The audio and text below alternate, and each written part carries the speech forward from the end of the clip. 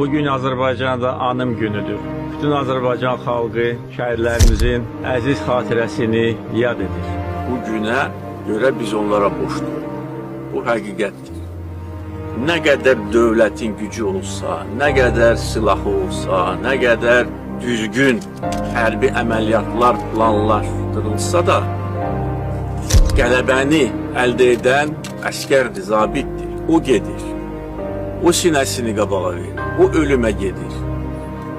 Və bayrağı da qaldıran olur. Onların qəhrəmanlığı heç vaxt silinməməlidir və silinməyəcək.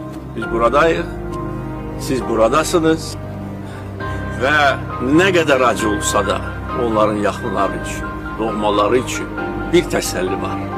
O da odur ki, onlar canlarını fəda edərək tarixi zəfər çalır.